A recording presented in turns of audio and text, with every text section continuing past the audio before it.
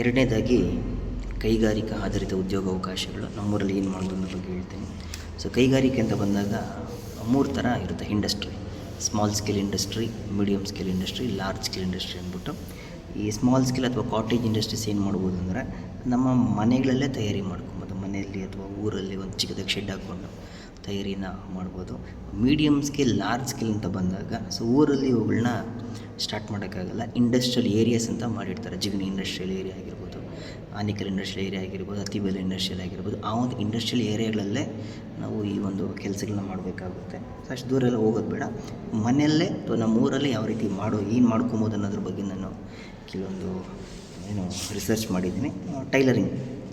Tailoring ಮಾಡೋ ಆಸಕ್ತಿ ಇದೆಯಾ ನಿಮಗೆ?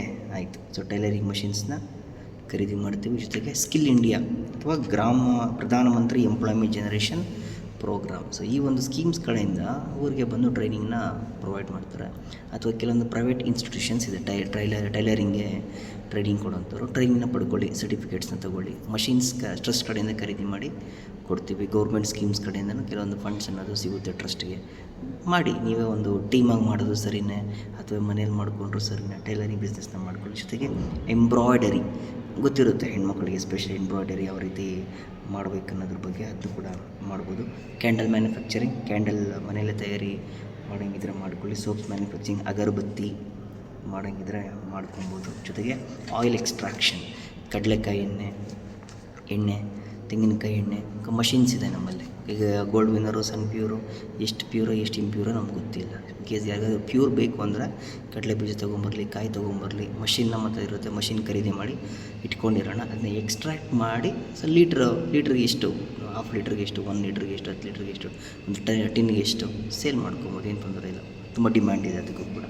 ಮತ್ತು ಇಟ್ಟಿಗೆ ತಯಾರಿಕೆ, ಬ್ರಿಕ್ ಮೇಕಿಂಗ್. ಸೊ ಇಟ್ಟಿಗೆ ತಯಾರಿಕೆ ಮಾಡೋದ್ರಲ್ಲಿ ಏನಾದರೂ ನಿಮಗೆ ಆಸಕ್ತಿ ಇದ್ದಲ್ಲಿ ಅದಕ್ಕೂ ಕೂಡ ಅನುದಾನ ಮಾಡ್ಕೊಳ್ಳೋಣ. ಸೊ ಮಾಡಿ ಅದೊಂದು ಬಿಸ್ನೆಸ್ಸು. ಯಾಕೆಂದರೆ ಕನ್ಸ್ಟ್ರಕ್ಷನ್ಸು ಡಿಮಾಂಡ್ ಜಾಸ್ತಿ. ಆಲೋ ಬ್ರಿಕ್ಸ್ಗಾಗಿರ್ಬೋದು, ಇಟ್ಟಿಗೆಗಾಗಿರ್ಬೋದು ತುಂಬಾ ಡಿಮ್ಯಾಂಡ್ ಇದೆ.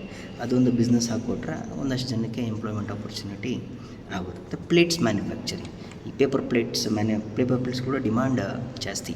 ಹೋಟೆಲ್ಸಲ್ಲೆಲ್ಲ ಈಗ ಜಾಸ್ತಿ ಪ್ಲಾಸ್ಟಿಕ್ನ ಯೂಸ್ ಮಾಡಲ್ಲ, ಪೇಪರ್ ಪ್ಲೇಟ್ಸ್ನೇ ಯೂಸ್ ಮಾಡ್ತಾರೆ. ಈ ಪೇಪರ್ ಪ್ಲೇಟ್ಸ್ ಯಾವ ರೀತಿ ಅಂದರೆ ಮಷಿನ್ಸ್, ಕೆಲವೊಂದು ಇನ್ಸ್ಟಿಟ್ಯೂಷನ್ಸ್ ಇದೆ, ಅವ್ರು ಏನು ಮಾಡ್ತಾರೆ ಮಷಿನ್ಸ್ನ ಕೊಡ್ತಾರೆ. ನಾವು ಮಷಿನ್ಸ್ ಜೊತೆಗೆ ಆ ಮಷಿನ್ನ ಯಾವ ರೀತಿ ಆಪ್ರೇಟ್ ಮಾಡಬೇಕು, ಅದಕ್ಕೆ ಬೇಕಾಗಿರೋಂಥ ರಾ ಮೆಟೀರಿಯಲ್ ಏನು, ಪ್ರತಿ ಟ್ರೈನಿಂಗು ಕೊಡ್ತಾರೆ, ರಾ ಮೆಟೀರಿಯಲ್ಲು ಕೊಟ್ಬಿಡ್ತಾರೆ.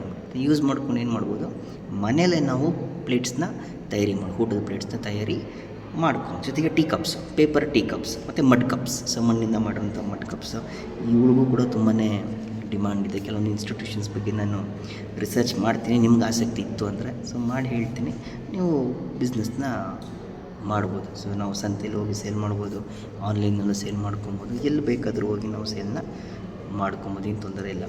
ಇದು ನಾನು ಕಂಡಂಥ ಕೈಗಾರಿಕಾ ಆಧಾರಿತ ಉದ್ಯೋಗಾವಕಾಶಗಳು. ಸೊ ಇನ್ನೂ ಇದ್ದರೆ ನೀವು ಹೇಳಿ, ಏನು ತೊಂದರೆ ಇಲ್ಲ. ನಿಮ್ಗೆ ಯಾವ್ದಾನ ಐಡಿಯಾ ಇದ್ದರೆ ಬಂದು ಡಿಸ್ಕಸ್ ಮಾಡಿ. ಓಕೆ ಅನ್ಸಿದ್ರೆ ಅದಕ್ಕೂ ಕೂಡ ಎಂಕರೇಜ್ ಮಾಡಿ ಬಿಸ್ನೆಸ್ನ ಸ್ಟಾರ್ಟ್ ಮಾಡ್ಕೊಳ್ಳೋಣ. ಸೊ ಮುಂದಿನದಾಗಿ ಸೇವಾ ಕೈಗಾರಿಕಾ ಉದ್ಯೋಗಾವಕಾಶಗಳ ಬಗ್ಗೆ ಮಾತಾಡ್ತೀನಿ.